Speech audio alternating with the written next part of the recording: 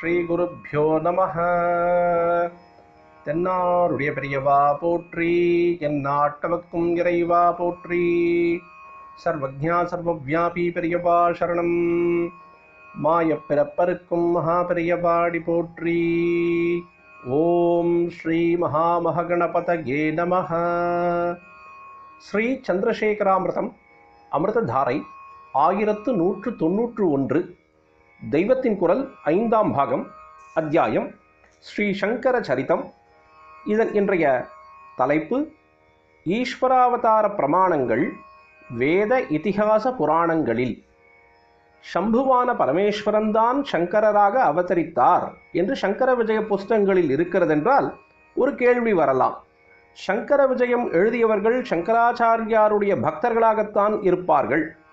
அவருடைய சித்தாந்தத்தை தழுவியவர்களாகவும் அவரையே குருவாக கொண்டவர்களாகவும் தான் இருப்பார்கள். இந்த மாதிரி நம்முடைய அன்புக்கும் பக்திக்கும் உரிய குரு என்று உள்ள ஒருவரை ரொம்பவும் தூக்கி வைத்து மகாபுருஷர் என்று பொதுவாக சொல்வதற்கும் மேலே சாக்ஷாத் அவதாரம் என்று கொண்டாடத் தோன்றுவது இயற்கை. அபிமானத்தின் பேரில் இப்படி ஸ்தோத்திரம் பண்ணுவது யதார்த்தமாக இருக்க வேண்டிய அவசியம் இல்லை. ஆகையினால் ஆச்சாரியால் ஈஸ்வராவதாரம் என்பதற்கு சங்கர விஜய புஸ்தகங்களை தவிர வேறு ஏதாவது எவிடன்ஸ் இருந்தால் சொல்லுங்கள். அதாவது அவருடைய மதத்தை தான் சேர்ந்தவர்கள் எழுதியது என்று சொல்வதற்கு இல்லாமல் பொதுப்படையாக உள்ள உத்தமமான வேறு நூல்களில் ஆதாரம் இருந்தால் சொல்லுங்கள், பிரமாணமாக ஒப்புக்கொள்கிறோம் என்று சொல்லலாம். அப்படியும் அநேகம் இருக்கவே செய்கின்றன. எல்லாவற்றுக்கும் மேற்பட்ட ஸ்ருதி பிரமாணமே கூட இருக்கிறது. வேதவாக்கோ என்று கேட்கிறோமே, அப்படிப்பட்ட வேதவாக்கே இருக்கிறது. ஆச்சாரியால் அவதார புருஷர்தான் என்பதற்கு உடைத்து சொல்லாமல் கொஞ்சம் பூடகமாக மறைமுகமாக சொல்லியிருக்கிறது. அப்படி சொல்லியிருப்பதை நாம் ஸ்பஷ்டமாக்கி கொண்டாலே உடைத்து சொல்லியிருப்பதை விடவும் கூட ரசமாக இருக்கிறது. சம்பு சங்கர என்று 2 வார்த்தைகளை சொல்லி முதலில் சம்புவாக இருந்தவர்தான் அப்புறம் சங்கரராக வந்தார் என்று சொன்னேன் அல்லவா? இதே 2 பெயர்களை இதே கிரமத்தில் முதலில் சம்பு அப்புறம் சங்கர என்று சொல்லி அதற்கும் அப்புறம் பஞ்சாட்சரத்தை வேதத்தில் ஒரு இடத்திலே சொல்லியிருக்கிறது. அது கிருஷ்ண யஜுர் வேதத்தில். ஆனால் அதை சொல்வதற்கு முன்னால் வேதங்களில் முதலாவதாக இருக்கப்பட்ட ரிக்வேதத்திலிருந்து ஒரு சான்று காட்டுகிறேன். உலகிலேயே ஆதி கிரந்தம் என்று சொல்லப்படும் ரிக்வேத சமாச்சாரத்தை சொல்வதற்கு கிபி 17-18ஆம் நூற்றாண்டுகளில் ஆரம்பிக்க வேண்டி இருக்கிறது. 17ஆம் நூற்றாண்டின் கடைசியிலிருந்து 18ஆம் நூற்றாண்டு கடைசி வரை 96 வயசு ஒரு பெரியவர் இருந்தார். பாஸ்கரராயர் என்று பெயர்.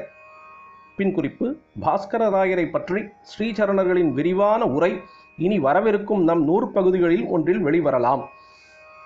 குருமுகமாக அவர் பெற்றிருந்த தீக்ஷா நாமம் பாசுரானந்தநாதர் என்பது.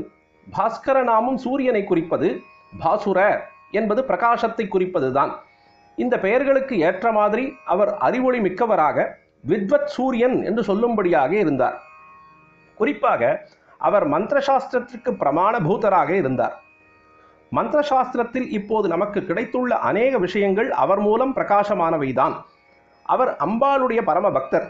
ஸ்ரீவித்யா பூஜா பத்ததிகளை பற்றி முக்கியமான நூல்கள் எழுதியுள்ள அவர் லலிதா சகஸ்ரநாமத்திற்கு செய்துள்ள பாஷ்யம் ஸ்ரீவித்யா உபாசகர்களின் விசேஷமான கௌரவத்தை பெற்ற அத்தாரிட்டியாக விளங்குகிறது. அந்த பெரியவர் ஆச்சாரியாலை குறித்தும் ஸ்லோகங்கள் செய்திருக்கிறார். அவற்றில் ஒன்றிலிருந்துதான் நம்முடைய ஆச்சாரியால் பரமசிவனின் அவதாரம் என்று ரிக்வேதத்திலேயே சூச்சனையாக சொல்லியிருப்பது தெரிய வருகிறது. அந்த ஸ்லோகத்தை சொல்கிறேன். ஸ்ரீராமம் பிரதி புஷ்கராபித மகாயக்ஷேன வேதத்ரய வியாக்கியானாவசரே விசிஷ்ய கதிதம் ஸ்ரீவிஷ்ணு தர்மோத்தரே ஏதாம் தேனும் உபஹ்வயாமி சுதுகாம் இத்ருத்கதம் சங்கராச்சார்யம் சிஷ்ய சதுஷ்டயேன சகிதம் வந்தே குருணாம் குரும். வந்தே குருணாம் குரும் சங்கராச்சாரியம் என்று நம் ஆச்சாரியாலை குருவுக்கெல்லாம் குருவாக சொல்லி நமஸ்காரம் தெரிவித்திருக்கிறது. ஸ்ரீராமம் என்று ஆரம்பித்திருப்பதால் ராமரோடு ஆச்சாரியாலை சம்பந்தப்படுத்தி இருக்கிறது என்று புரியும். எப்படி சம்பந்தம்? ராமர் கதை முழுவதும் ராமாயணத்தில் சொல்லியிருப்பதோடு முடிந்துவிடவில்லை. அதில் சொல்லாததை சொல்லும் இதர புஸ்தகங்களும் இருக்கின்றன. அவற்றில் யோக வாசிஷ்டம் அல்லது ஞான வாசிஷ்டம் என்பது ஒன்று. இன்னொன்று விஷ்ணு தர்மோத்தரம் என்பது. ஸ்லோகத்தில் 2ஆம் வரி முடிவில் இந்த புஸ்தகத்தை தான் குறிப்பிட்டிருக்கிறது. ராமர் மனுஷ்யர் மாதிரியே நடந்து காட்டியதில் பிரவிற்த்தி நிவிருத்தி மார்க்கங்கள் இரண்டை பற்றியும் 2 பேரிடமிருந்து உபதேசம் வாங்கி கொண்டார். வசிஷ்டரிடமிருந்து நிவிருத்தியின் பராகாஷ்டையாக, அதாவது உச்ச எல்லையாக அத்வைதமான ஞானோபதேசம் பெற்றுக்கொண்டார். அதுதான் ஞான வாசிஷ்டம். வேதாந்தம் படிப்பவர்களுக்கெல்லாம் தெரிந்த புஸ்தகம். கர்ம மார்க்கத்தில், அதாவது பிரவிற்த்தி மார்க்கத்தில் ராமர் பெற்ற உபதேசத்தை சொல்கிற நூல் இந்த அளவுக்கு பிரசித்தி அடையவில்லை. அதுதான் விஷ்ணு தர்மோத்தரம் என்பது. விஷ்ணு புராணத்திற்கு பரிசிஷ்டமாக, அதாவது பிற்சேர்க்கையாக அந்த புஸ்தகத்தை சொல்வார்கள். அதை ராமருக்கு உபதேசம் பண்ணினது யாரென்றால் புஷ்கரன் என்ற யக்ஷன். புஷ்கர அபித மகாயக்ஷேன என்று ஸ்லோகத்தில் இதை சொல்லியிருக்கிறது. மகாயக்ஷன் என்று அடைமொழி கொடுத்து சொல்லியிருப்பதால் அவனுடைய பெருமை தெரிகிறது. அவதாரமாகிய ராமரே தன்னிடம் உபதேசம் வாங்கி கொள்ளத்தக்க ஸ்தானத்தில் இருந்தவன் என்றால் பெருமையுள்ளவனாகத்தானே இருக்க வேண்டும். தேவ ஜாதிகளில் கிண்ணரர், கிம்புருஷர், கந்தர்வர் என்றெல்லாம் இருப்பது போல யக்ஷர் என்பதும் ஒன்று. அந்த யக்ஷர்களுக்கு ராஜா குபேரன். அந்த ஜாதியை சேர்ந்த புஷ்கரன் என்பவன்தான் ராமருக்கு ரிக் யஜுஸ் சாம வேதங்களின் கர்மகாண்டத்தை உபதேசம் பண்ணினவன். அதில் ரிக்வேத மந்திரங்களுக்கு அர்த்தம் சொல்லும் பொழுது ஒரு இடத்திலே ஆச்சாரியாலை பற்றிய பிரஸ்தாபம் வருகிறது. ஏதாம் தேனும் உபஹ்வயாமி சுதுகாம் என்று ஸ்லோகத்தில் வருவது ரிக்வேத மந்திரம் ஒன்றையே குறிப்பிடுகிறது. பின்குறிப்பு: ரிக்வேதம் முதல் மண்டலம் 164வது சூக்தம் 26வது மந்திரம். இது கன்றுக்கு பாலூட்டும் பசு போல ஈஸ்வரன் லோகரக்ஷணம் பண்ணுவதை சொல்லும் ரிக்வேத மந்திரம். விஷ்ணு தர்மோத்தரத்தில் ராமருக்கு புஷ்கரன் இந்த மந்திரத்துக்கு அர்த்தம் சொல்லும் பொழுது பூலோகத்தில் அத்வைத தத்துவம் மறந்து போகும் ஒரு காலம் வரும்பொழுது பரமசிவன் கன்றுக்கு பால் கொடுத்து ரட்சிக்க பசு வருவது போல லோகத்திற்கு ஞானப்பாலூட்டி அனுகிரகம் பண்ண சங்கராச்சாரிய சுவாமிகளாக அவதரிக்க போகிறார் என்று இங்கே சூச்சனை தெரிவித்திருக்கிறது என்று சொல்கிறான். ஆச்சாரியால் மட்டும் அவதரித்ததை சொல்லி இங்கே நிறுத்திவிடவில்லை.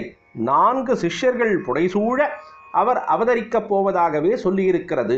அவதீர்ணம் புவி சங்கராரியம் சிஷ்யைச்சதுர்பிஸ் சகிதம் என்று பாஸ்கராராயர் எடுத்துச் சொல்கிறார்.